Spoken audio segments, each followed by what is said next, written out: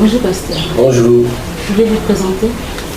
Je suis le révérend Gislain, pasteur responsable de l'Assemblée Antioche de la base, qui appartient à la communauté des églises des Assemblées de Dieu au Congo et à DC. Alors pasteur, ce jour nous sommes chez vous pour parler du mariage et sans plus tarder, on peut déjà avoir la définition du mariage. Merci beaucoup. J'aimerais dire, avant d'entrer dans le vif du sujet, que nous sommes là devant un sujet de grande importance, un sujet qu'il faudrait aborder avec beaucoup d'humilité. Mais étant donné que, en m'introduisant, je me suis présenté comme un pasteur, je m'efforcerai de pouvoir répondre à cette question en m'appuyant la plupart des temps sur la parole de Dieu, même si il y a peut-être d'autres définitions que nous pouvons prendre qui ne seront pas directement tirées de la parole de Dieu. Bien.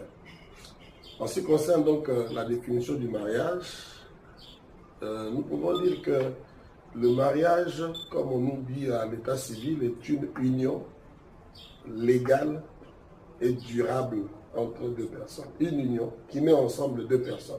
Mais une union légale et durable. J'aime cette définition parce que même si dans la suite on parle des conditions de dissolution, ce qui n'est pas très conforme à la parole de Dieu, mais j'insiste sur la dimension légale et durable. Et cela veut dire en fait que on ne peut pas parler d'un mariage lorsque deux personnes s'unissent, on va dire en catimini, en cachette, loin de l'État et loin de l'Église. Parce que même les dictionnaires reconnaissent que au travers du mariage, un homme et une femme s'unissent et l'autorité qui constate ou qui consacre le mariage, c'est l'état civil et c'est aussi l'Église. Voilà pourquoi l'on parle du mariage religieux, du mariage à l'état civil. Je note donc que c'est une union légale et durable. Ces deux mots sont importants et certainement que nous allons y revenir. Toujours est-il que dans la parole de Dieu, nous savons qu'il est écrit dans Genèse chapitre 2, le verset 24, que l'homme quittera son père, sa mère, s'attachera à sa femme, et les deux deviendront une seule chair. C'est là que, bibliquement, Dieu institue le mariage. Et déjà à ce niveau-là, il y a des éléments dont nous devons tenir compte. Des éléments qui, lorsqu'ils sont occultés, suscitent des problèmes. Parce que celui qui institue le mariage dit l'homme quittera. Et donc, il ne peut pas y avoir mariage aussi longtemps qu'un homme n'a pas décidé de quitter. Il faut au préalable qu'il y ait ce mouvement, que l'homme quitte.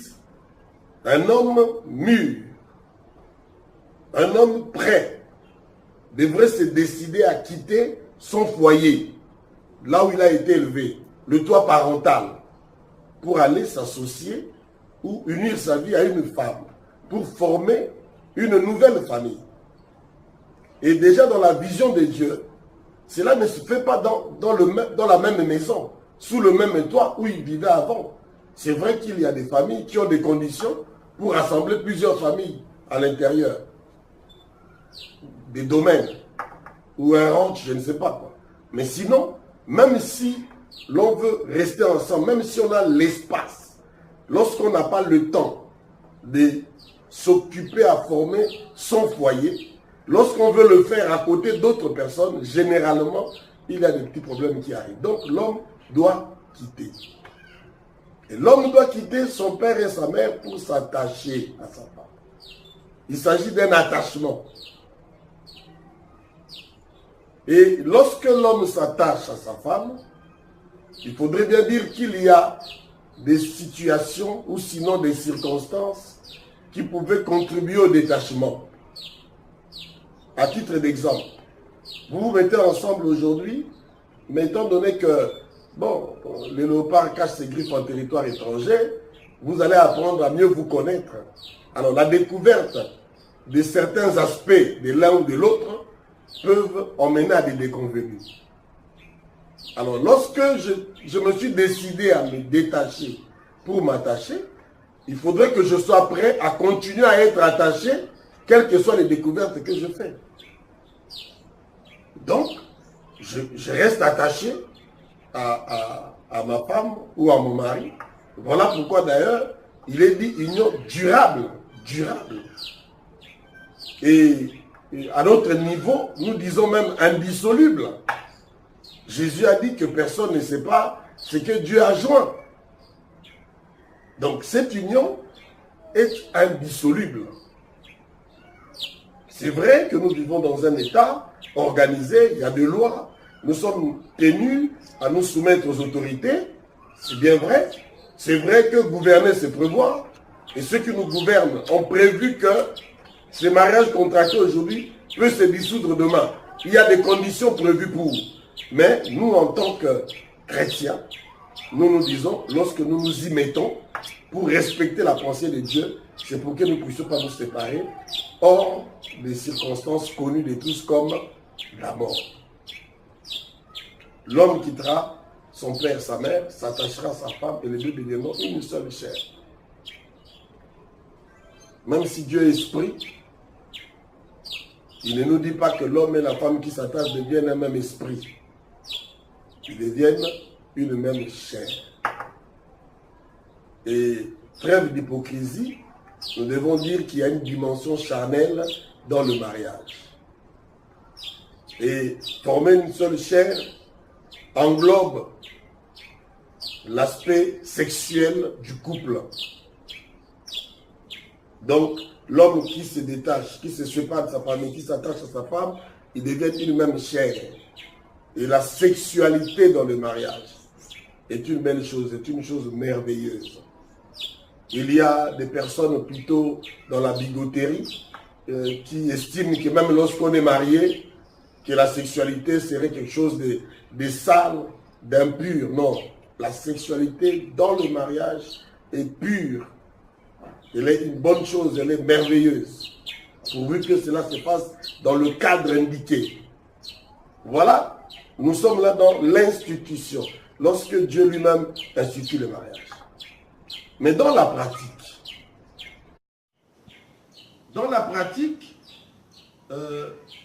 lorsque l'on se marie, et lorsqu'on veut s'engager à quelque chose de sérieux, l'on devrait prendre la précaution de se préparer. Et donc, le mariage, sur le plan pratique, devrait se préparer. L'on doit individuellement se préparer au mariage. L'on devrait également ensemble se préparer au mariage. Chacun, pendant sa phase de croissance, se prépare à ses futures responsabilités. C'est là qu'interviennent les aspects de l'instruction, les aspects de l'éducation, mais aussi les aspects de la formation. Et les parents ont leur part de responsabilité aussi dans cette affaire. Voyez-vous? Lorsque je parle de l'éducation ne concerne pas les institutions officielles connues comme les écoles. L'éducation concerne en premier lieu les familles. Alors, lorsqu'un enfant est issu d'un couple équilibré,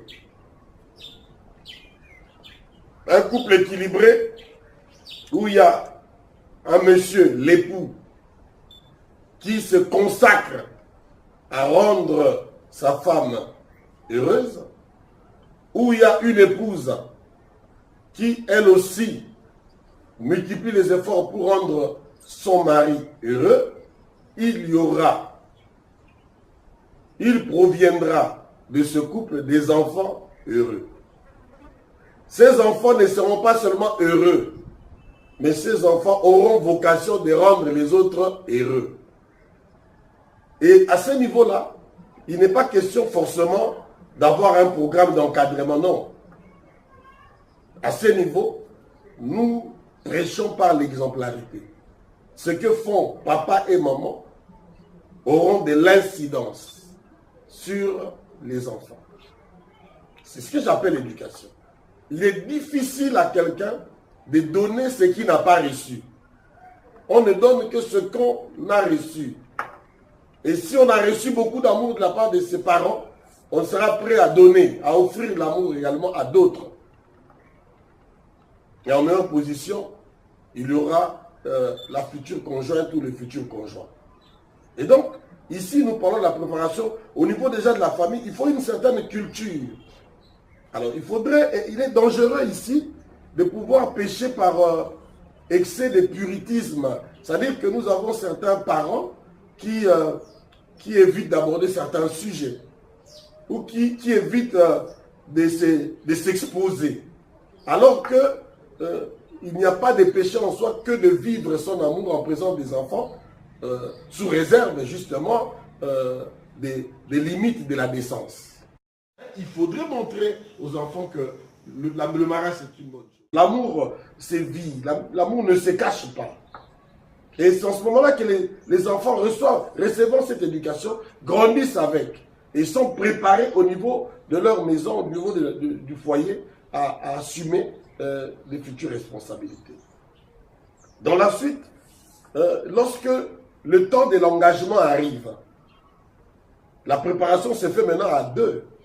C'est-à-dire que lorsqu'on parle de la période notamment des fiançailles, c'est une période où l'on se prépare au mariage, une période où on apprend certainement à se découvrir. Mais moi, je me dis qu'on se prépare au mariage parce qu'on peut se découvrir et continuer le processus jusqu'au mariage. Même si on s'est découvert, même si on a découvert des faiblesses ici et là. Mais quand on aime déjà, quand on est amoureux, généralement, ce qu'on découvre n'est pas un frein pour arrêter. Généralement, on y va. Donc, c'est un moment où on se prépare encore plus à aller au mariage. Et chez nous, aujourd'hui, et comme c'est une actualité, je vais dire brûlante, chez nous, on ne peut pas parler mariage sans parler de la dot. Et je voudrais ici trouver l'opportunité d'aborder les aspects sur la dot, mais par rapport d'abord aux Écritures. Par rapport aux Écritures.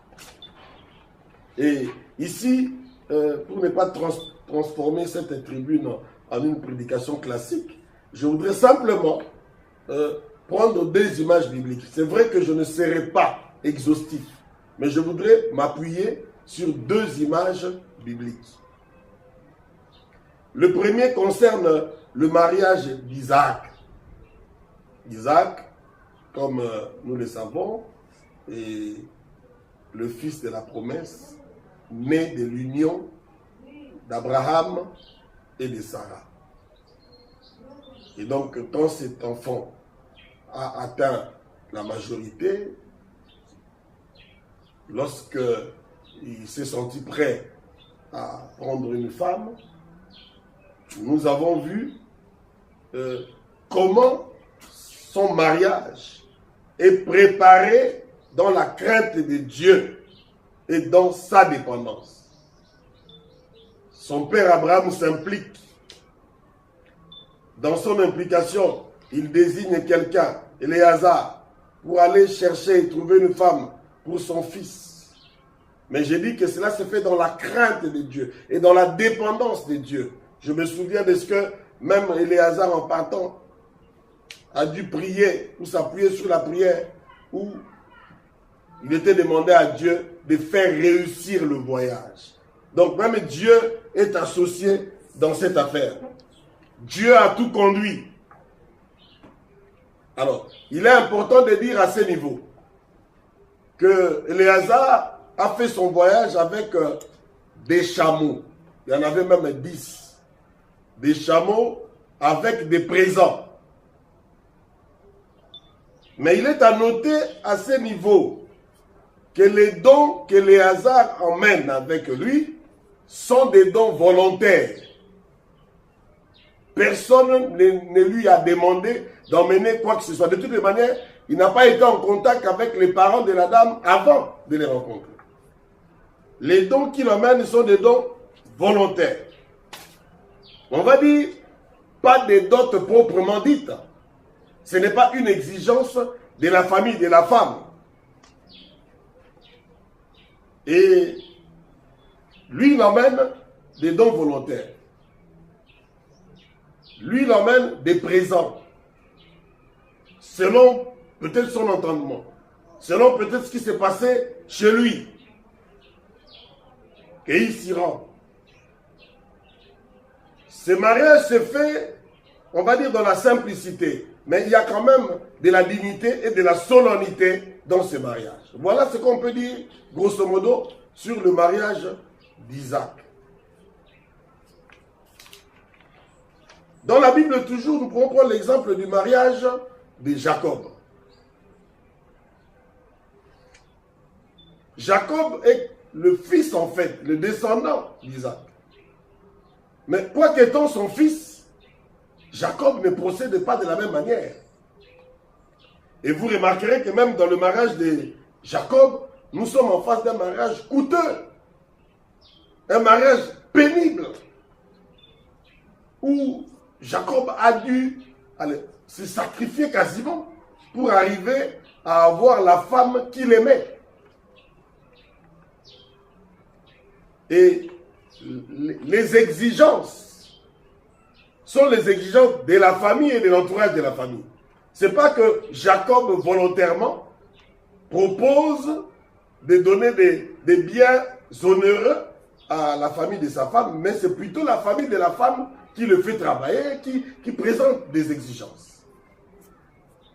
Et donc, lorsque nous considérons ces deux tableaux, nous voyons déjà que le père et le fils se sont mariés, mais dans les deux cas, ils n'ont pas procédé de la même manière. Voilà pourquoi, nous, au niveau de l'Église, nous ne sommes pas dogmatiques en ce qui concerne les affaires de la dot. La Bible même nous dit que le mariage soit honoré de tous. Nous devons donc tenir compte du contexte dans lequel nous évoluons. Nous n'établissons pas des lois en cette matière. Et comme la Bible nous dit dans Romains chapitre 13, le premier verset, que nous devons nous soumettre à toutes les autorités. Nous nous soumettons aux autorités. Dans le cas du Congo, il y a des stipulations de la loi par rapport à la dot. Il y a même un montant, une somme fixée par l'État, 50 000 francs. Cette somme qui résonne comme un refrain chaque fois que nous sommes à l'état civil pour des mariages. Encore qu'il faudrait que dans la pratique, l'on respecte cela. Étant donné que Dieu nous demande de nous soumettre aux autorités, si nous vivons au Congo, nous devons nous conformer à cette loi. Voyez-vous? Parce que Dieu n'est pas contre le fait de nous conformer à une loi. Elle peut être une loi, on va dire, étatique. Mais la loi peut être coutumière aussi. Elle peut être coutumière. Nous sommes appelés à observer ce que nos us, nos coutumes prescrivent, pourvu que cette manière de faire ne soit pas en conflit ouvert avec la parole de Dieu. Nous insistons sur ce point. Nous observons ce qui se fait dans le domaine par rapport au contexte dans lequel nous nous trouvons, mais en cas de conflit entre ce qu'on nous demande de faire et la parole de Dieu, nous tranchons. Parce que la Bible nous dit, faut-il obéir aux hommes plutôt qu'à Dieu? Lorsqu'il y a conflit entre les lois des hommes et la loi de Dieu, la parole de Dieu fait l'arbitrage et nous dit, nous devrons plutôt obéir à Dieu plutôt qu'aux hommes. Et donc, à ce niveau-là, nous disons que s'il faille apporter quelque chose de manière symbolique pour prendre une femme officiellement au niveau de la famille, nous disons que nous allons nous plier à ce qui nous est exigé. Seulement, aujourd'hui, à cause notamment de la crise, à cause des brassages des peuples, des coutumes, des traditions, il se trouve qu'aujourd'hui, il y a des abus dans le domaine de la dot notamment. il y a des listes qui sont des listes qui ne considèrent pas le contexte dans lequel les gens vivent. Et du coup, des personnes même de bonne volonté ont du mal à s'engager officiellement, simplement parce qu'ils se disent qu'ils n'ont pas suffisamment de moyens pour le faire. Et je crois que si nous nous référons à ce qui a institué la dot dans nos différentes traditions, nous verrons qu'il n'y avait pas en eux la pensée de faire enrichir les parents, non. La pensée, c'était la pensée de pouvoir remplir des formalités souvent symboliques pour qu'un caractère officiel soit conféré à une union. Le mariage est une institution de Dieu. Le mariage a besoin de préparation. Le mariage dans nos milieux se réalise premièrement au niveau de la famille, parce que c'est l'état civil qui tient compte du témoignage de la famille pour célébrer le mariage officiel. Donc tout part de la famille. Et d'ailleurs même dans le temps biblique, nous avons vu que la plupart du temps, c'était le père qui donnait sa fille en mariage à quelqu'un d'autre. Et jusqu'aujourd'hui, nous croyons qu'il y a une responsabilité des parents de pouvoir donner leur enfant à quelqu'un d'autre. Et tenant compte de cela, nous avons dit que la dot est une pratique dans nos pays, même si cette pratique peut différer selon qu'on se trouve en un lieu ou à un autre. Ailleurs, par exemple, la dot n'est pas remise aux parents. Ailleurs, la dot est remise aux mariés pour l'aider à commencer leur nouvelle vie. Bon, chez nous, nous voulons que la dot soit remise aux parents, c'est ce que nous faisons. Toutefois, nous devrions revenir aux bonnes bases. Nous devons restaurer nos valeurs. Et nous devons éviter de transformer le mariage en une sorte de commerce, d'une affaire. Cesser de regarder les enfants comme un investissement. Et que le moment venu, on sera récupéré et même avoir plus. Voilà ce que nous pouvons dire sommairement sur la dot. Toujours est-il que nous voyons des traces de la dot dans la parole de Dieu. Le mot même s'y trouve. Seulement, nous devons soigner la manière de faire les choses et savoir ce que nous voulons. Et parlant du mariage toujours, nous aimerions parler du fondement même du mariage. Il est vrai qu'à une certaine époque, que ce soit dans nos pays, que ce soit même dans le monde de la Bible, il y eut un temps où des mariés se sont vus seulement le jour du mariage.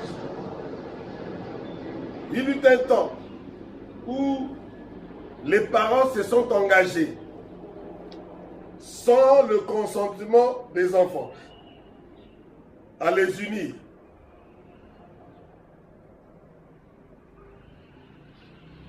Bon, paradoxalement, ces unions arrangées là ont pour la plupart duré plus d'un demi-siècle. Je dis bien paradoxalement. L'homme et la femme n'ont pas pris le temps de se connaître comme je disais ici. Ils ne se sont pas préparés ensemble à vivre ensemble. Mais curieusement, malgré que nous disons que ce mariage était arrangé, curieusement, ces mariages ont duré un demi-siècle, même un peu plus. Et quand je dis paradoxalement, c'est parce qu'aujourd'hui, nous prenons beaucoup de précautions.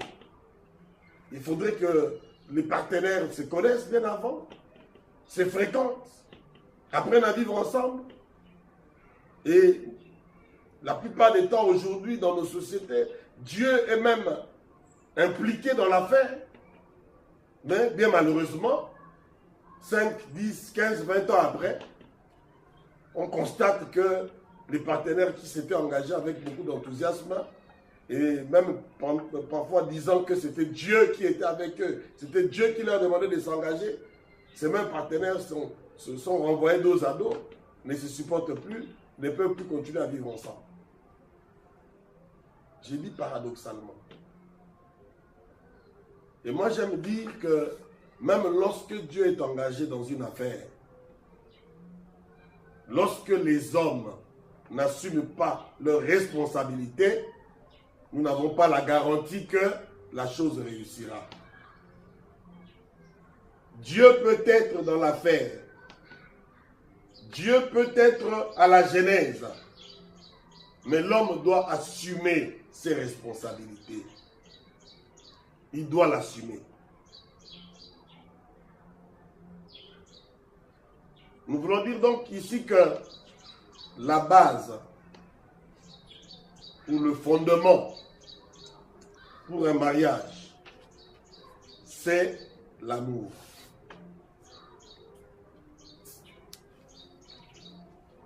L'amour est le fondement de tout mariage.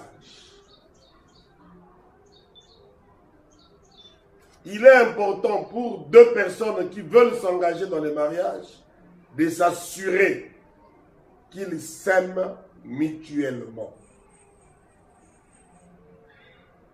C'est une relation qui ne devrait pas aller dans un seul sens, mais dans les deux sens. Lorsque l'on voudrait se marier sans amour, l'on peut résister par des efforts humains pendant un temps, mais l'on ne résistera pas tout le temps.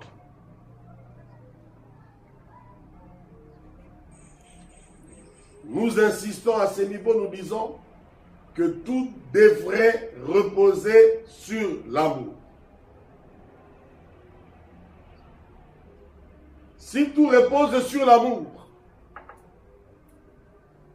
même si nous sommes au niveau du mariage et que nous disons que la chair est engagée, mais si nous avons de l'amour, l'amour qui vient de Dieu, l'amour qui est patient, l'amour qui supporte tout,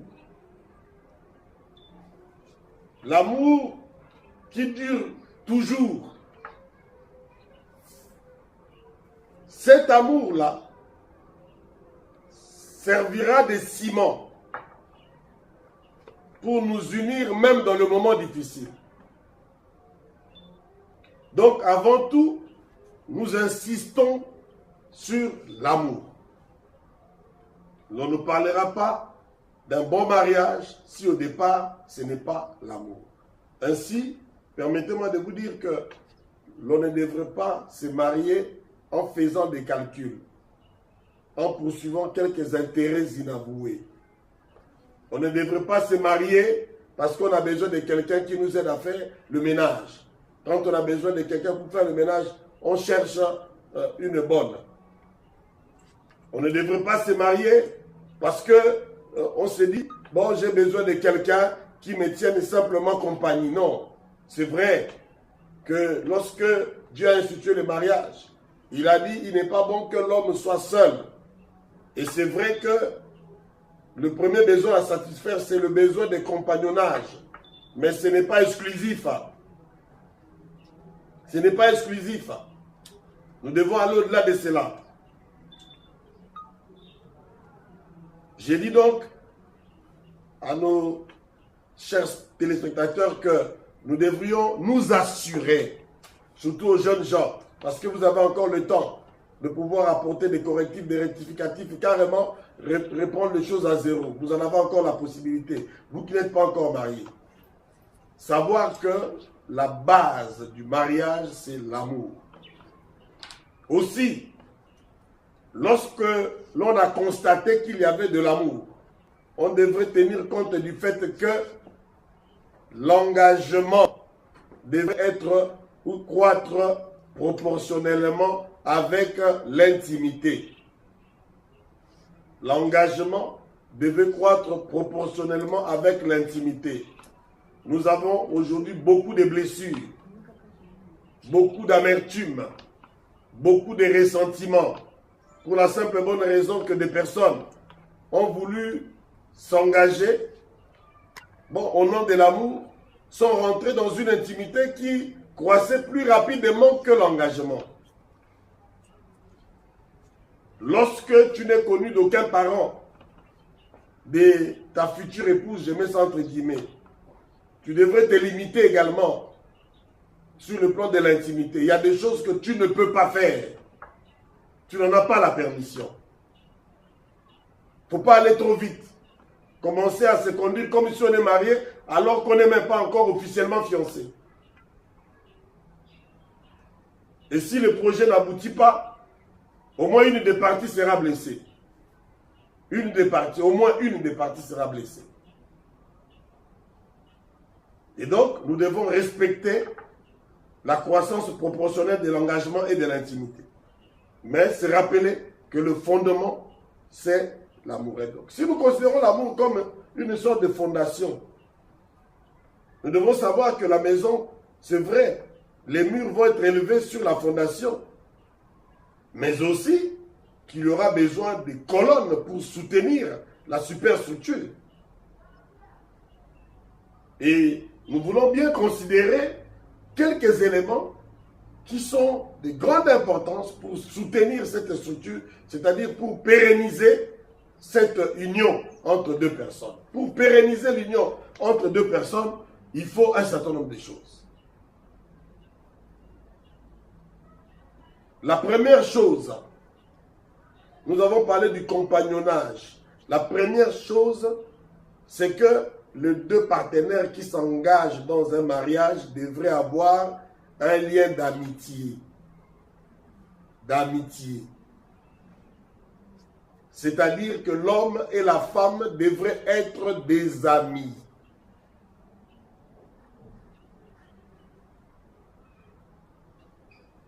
Chacune des parties devrait accepter, que dis-je, devrait aimer être avec l'autre, passer du temps ensemble, parler ensemble, partager ensemble, travailler ensemble.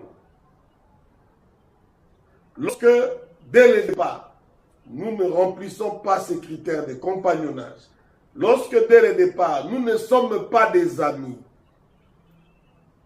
nous devenons trop vite des colocataires spéciaux. Des colocataires.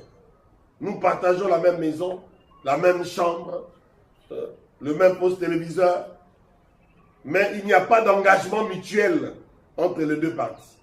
Il n'y a pas d'engagement mutuel. Deuxième pilier, la communication.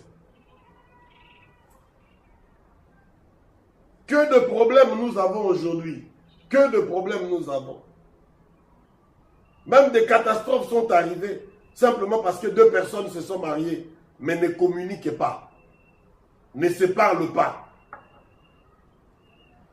Ils ont arrêté de se parler le jour du mariage. Quand ils étaient fiancés, ils avaient besoin de l'autre, de l'un et l'autre. Ils passaient du temps ensemble, en train de parler. Et ils ne voyaient même pas le temps passer. Mais lorsqu'ils se marient, ils se retrouvent dans une forme de lassitude, une forme de routine. Et ils ont des difficultés pour parler, ou pour se parler, pour communiquer. Et lorsque je parle de la communication, j'aime autant vous dire qu'il y a un moyen consacré de communication.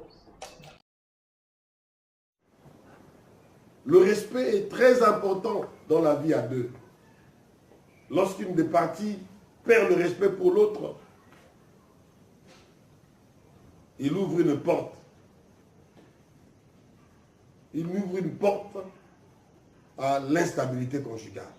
Parce que le jour où une des parties, ou la partie lésée, se retrouvera en face d'autres personnes qui le respectent, il se dira, tiens, mais comment celle que j'ai avec moi ne me respecte pas? Comment celui que j'ai avec moi ne me respecte pas? Et à partir de ce moment, il commence à faire de la comparaison, ce qui est très très dangereux. Très dangereux de faire la comparaison.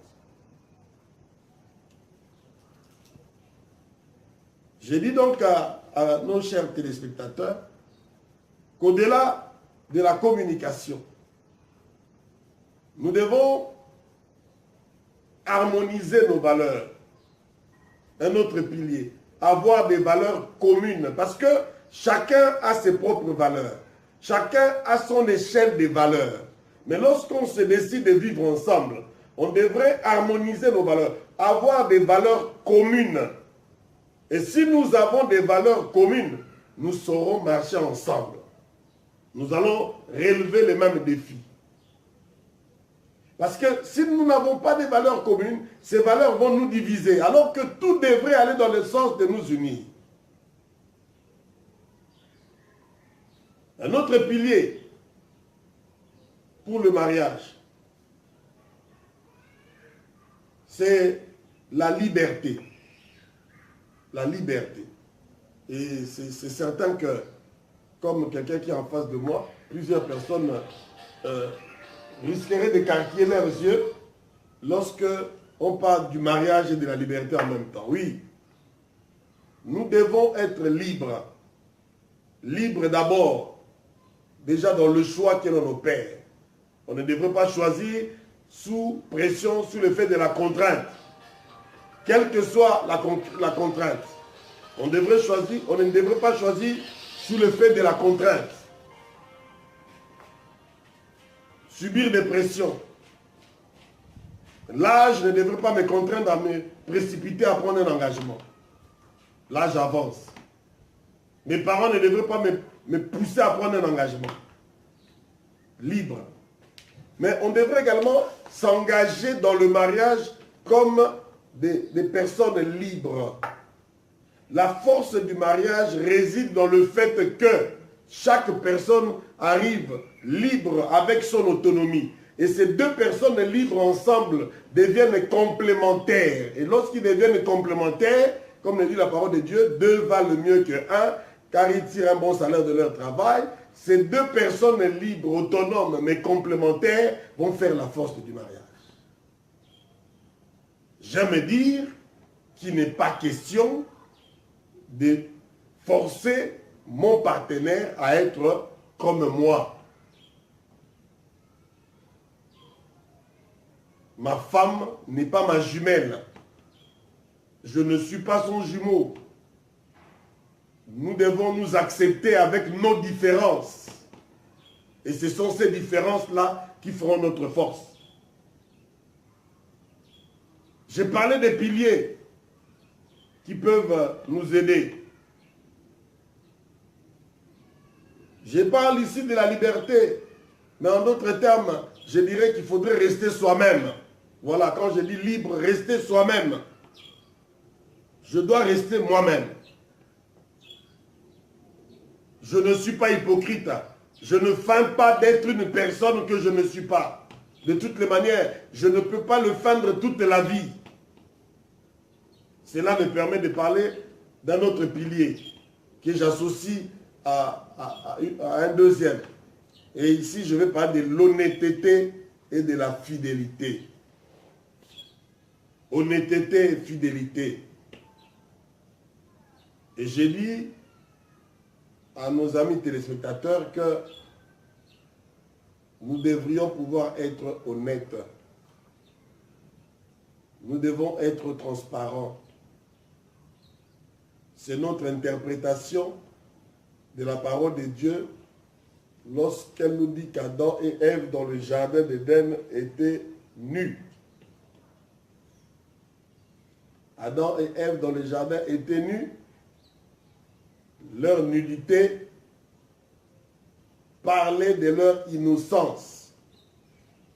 Leur nudité parlait de leur transparence. Je parle de la transparence, je parle de l'innocence.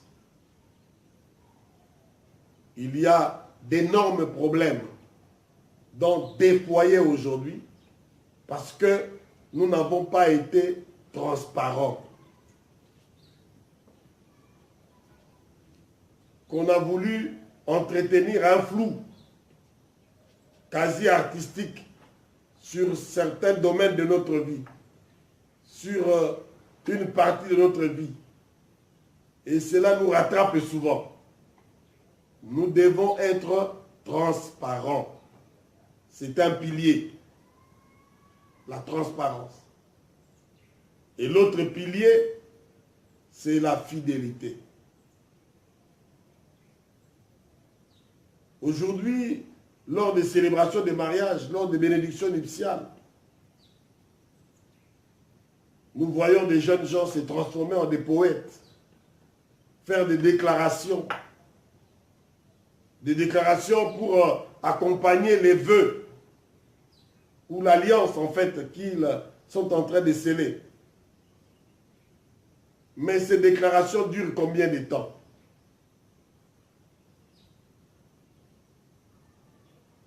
Les belles phrases que l'on prononce devant l'officier d'état civil ou devant le prêtre ou le pasteur résistent pendant combien de temps? Aujourd'hui, l'amour ne résiste pas à l'usure du temps.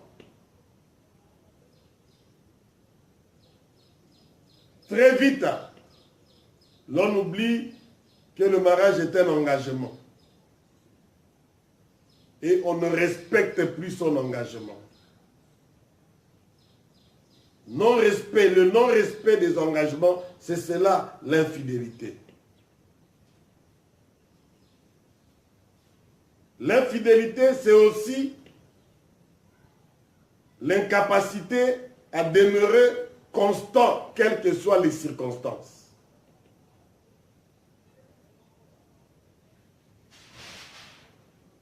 Nous sommes tributaires des conséquences au lieu d'influer sur les conséquences. Ou les circonstances, voulais-je dire. Au lieu de dominer sur les circonstances, nous sommes dominés par les circonstances. Il y a même des couples qui résistent dans une ville, Brazzaville, et qui ne pourront pas résister dans une autre ville, Gamboma par exemple. Il y a des personnes qui ont été heureux en Europe en tant qu'étudiants et à deux. Ils se sont bien organisés. Ils ont eu 2, 3 enfants. Mais revenus au pays, vous ne les reconnaissez plus. Le contexte dans lequel nous vivons, le temps, les circonstances, ne devraient pas avoir une incidence sur notre mariage.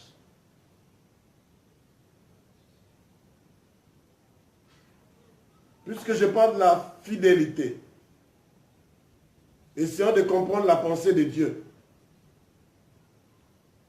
Je me suis rendu compte que l'infidélité est la conséquence de l'égoïsme et de l'insatiabilité. L'égoïsme et de l'insatiabilité. L'égoïsme parce que vous verrez des personnes qui mènent une vie sans foi ni loi.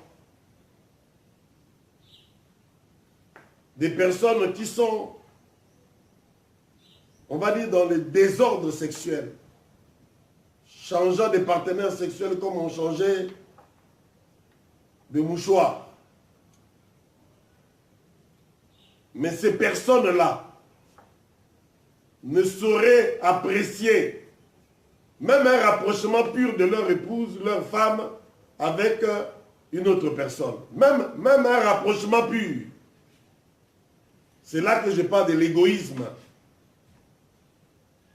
L'on croit que l'on peut tout faire. L'on a la permission de tout faire, mais que l'autre ne peut pas le faire.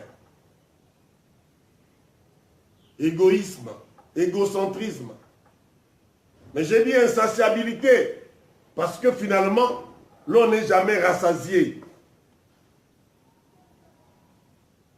Jamais rassasié. Dans tous les cas, l'on ne se rassasiera jamais.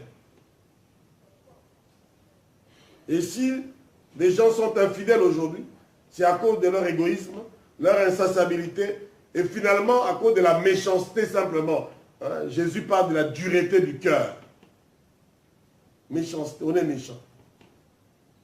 On ne pèse pas les conséquences des actes que l'on pose. L'on ne pense pas à ceux qui souffriront de ce que nous faisons aujourd'hui. On ne pense pas à cela. Et on se livre ainsi à l'infidélité. J'aimerais dire que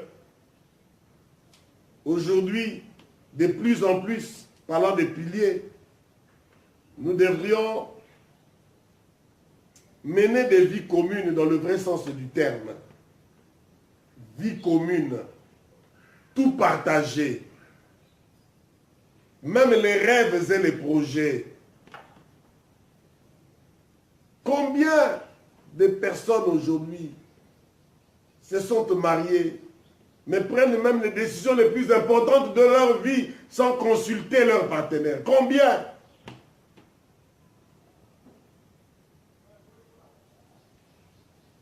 L'on est marié, mais l'on ne partage rien. Même pas les rêves, même pas les projets. On a vu des personnes mariées qui, par la grâce de Dieu, ont été grandement bénies, mais qui n'ont partagé leur bénédiction avec personne, ni avec leur épouse, ni avec leurs enfants. On devrait avoir cette culture du partage, partager les rêves, partager les projets.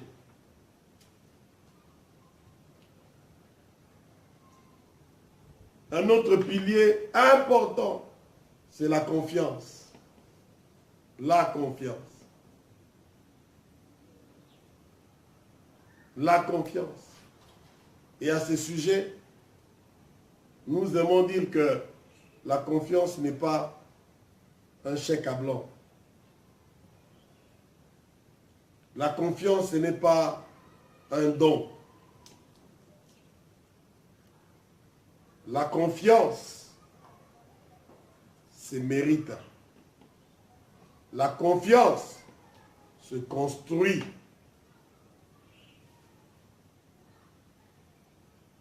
Et la confiance est un gage, une garantie pour une vie ensemble inscrite dans la durée.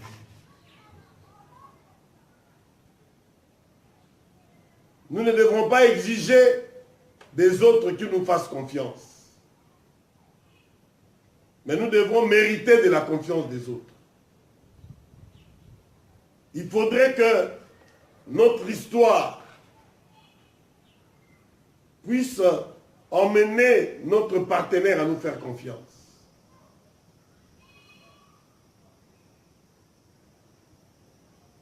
Nous devons nous efforcer de construire ce capital confiance, mais en même temps, faire tout pour maintenir cette confiance lorsque nous vivons à deux.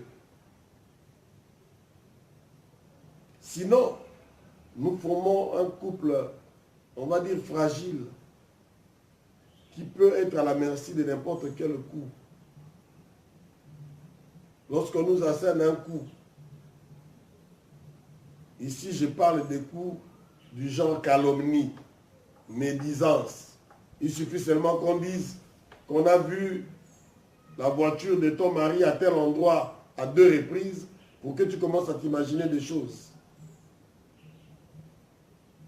Mais si à la base il y a l'amour, il y a honnêteté, il y a transparence, il y a confiance,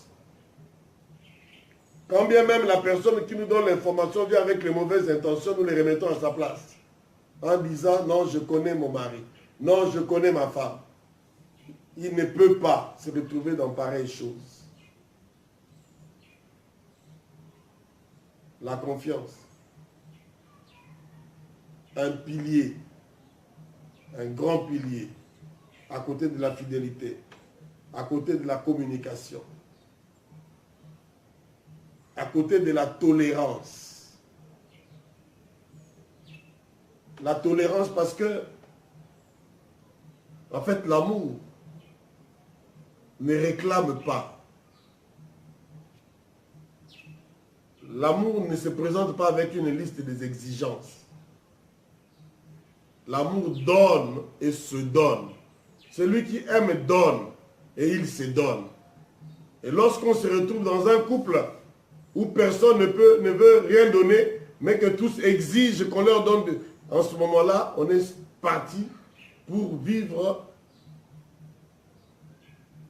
une association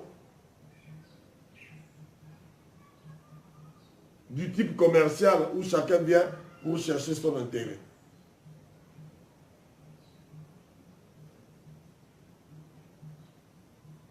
Nous ne devons pas être des personnes qui réclament, qui exigent.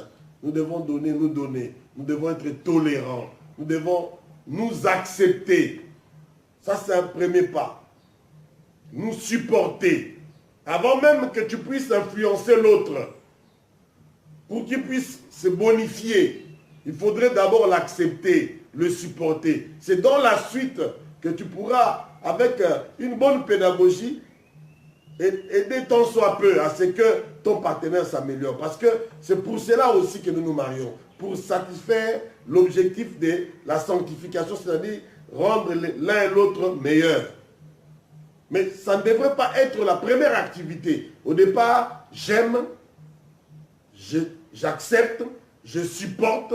C'est dans la suite que j'essaierai un tant soit peu d'apporter ma contribution pour rendre l'autre meilleur, tout en restant ouvert également à ce que l'autre puisse travailler dans le même sens dans ma direction. Si nous assumons nos responsabilités, il est certain que nous irons loin. Si nous assumons nos responsabilités, il est certain que nous puissions être ou former une union durable.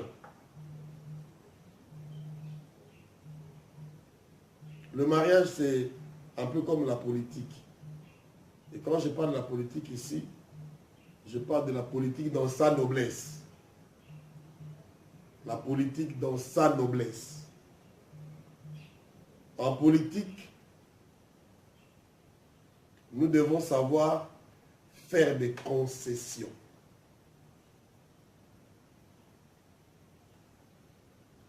Nous devons également, lorsque nous sommes engagés dans le mariage, nous faire des concessions.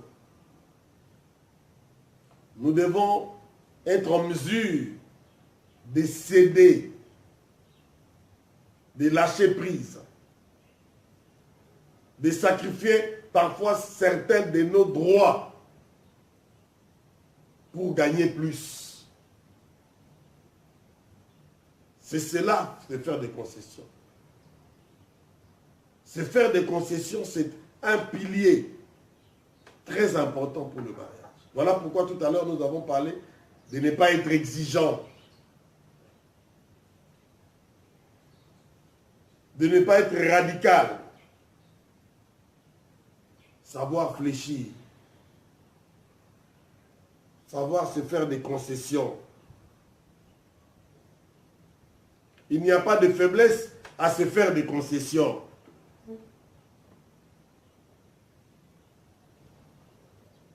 Vivre à deux exigera de l'abnégation. L'abnégation. Les chrétiens disent la mort à soi.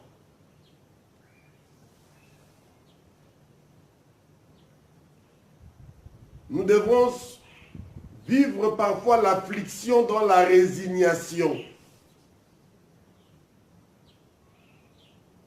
Je suis engagé dans un mariage, je dois savoir ce qui est important pour moi, ce que je poursuis, c'est quoi le but à atteindre. S'il faut sacrifier certaines choses pour atteindre le but, je le sacrifie. S'il faut sacrifier des intérêts pour atteindre un but, je sacrifie. S'il faut souffrir un temps pour gagner peut-être la paix dans le foyer, l'unité dans le foyer, pour préserver les enfants dans un environnement de sécurité, je peux accepter pour un temps de souffrir. Nous sommes à un siècle de facilité où nous voulons atteindre les résultats, mais sans effort. Mais je crois que même en ce qui concerne le mariage, que ce soit pour ceux qui sont des mariés potentiels, en devenir en puissance, que pour ceux qui y sont déjà, nous avons à travailler, nous avons à fournir des efforts. Au quotidien, nous avons à payer le prix pour y arriver. En tout cas, si au départ il y a l'amour, même si on peut être assailli de toutes parts, même si on peut subir des pressions. J'ai parlé de la crise économique, la pression parfois des parents, la pression des amis, la pression du succès, pourquoi pas. Nous devons pouvoir, sur base de l'amour qui est le fondement, élever ces piliers-là. Tolérance, confiance, transparence, honnêteté, respect mutuel, communication, liberté, autonomie, harmonisation des valeurs, abnégation, pour arriver justement, non seulement à préserver notre mariage, mais à servir d'exemple pour les autres. C'est là la première importance. Et nous devons véritablement y travailler. Nous devons y travailler au quotidien. Nous devons nous attendre au mieux pour l'autre.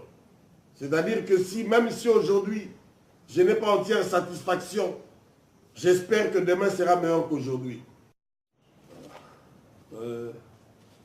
Je me permets rapidement de lire la parole du Seigneur en Matthieu chapitre 7, le verset 24. La Bible dit, c'est pourquoi celui qui écoute ce que je dis et qui l'applique ressemble à un homme sensé qui a bâti sa maison sur le roc. Un homme sensé qui a bâti sa maison sur le roc. Généralement, lorsqu'on parle du mariage, on fait des projections. Il y a un homme et une femme dans une maison et ensuite des enfants. Et ici, bâtir la maison sur le roc est mis en relation avec la connaissance de la volonté de Dieu. Lire et mettre en pratique la parole de Dieu. Jésus a dit à ses disciples, tu es pierre, sur cette pierre, je bâtirai mon église. L'homme bâtit sur la pierre. L'homme bâtit sur le roc. Si on a besoin du durable, on devrait bâtir sur le roc. Et lorsque j'essaie de m'amuser un tout petit peu avec la parole de Dieu, croisant les Écritures, je découvre que la sagesse a bâti une maison. La sagesse a bâti une maison et elle en a taillé les 7 colonnes. Ça, c'est Proverbe chapitre 9, le premier verset. La sagesse a bâti une maison, elle en a taillé les 7 colonnes. Donc ici, dans l'esprit de ces textes, il y a 7 colonnes que la sagesse utilise pour bâtir sa maison. Mais je me dis que ces 7 colonnes, nous pouvons également nous appuyer dessus pour bâtir un foyer. Malheureusement, pour moi et toi, que lorsque Salomon, dans le livre de Proverbes, nous parle de la sagesse qui bâtit sa maison avec cette colonne, il ne nous dit pas expressement quelles sont ces colonnes. Alors, en parcourant la parole de Dieu, je découvre dans Jacques chapitre 3, 17, un peu comme le prolongement de cette pensée. C'est notre dernier texte d'ailleurs, pour ne pas abuser. Au contraire, la sagesse qui vient d'en haut est en premier lieu pure. Elle aime la paix, elle est modérée, conciliante, pleine de bonté. Elle produit de bons fruits. Elle est sans parti pris, elle est sans hypocrisie. Et dans ces versets, j'identifie donc les 7 colonnes utilisées par la sagesse pour bâtir la maison. Je dis pour ceux qui veulent construire des foyers, se marier durablement, ils devraient s'appuyer sur ces 7 colonnes. Je les cite: la pureté, la quête de la paix pacifique, recherche de la paix, la modération, la conciliation, la bonté. Et s'éloigner de la duplicité. S'éloigner de la duplicité et enfin s'éloigner ou éviter l'hypocrisie. Si nous pouvons nous appuyer sur ces 7 piliers, il est certain que nous construirons un foyer, un mariage durable. Que Dieu vous bénisse.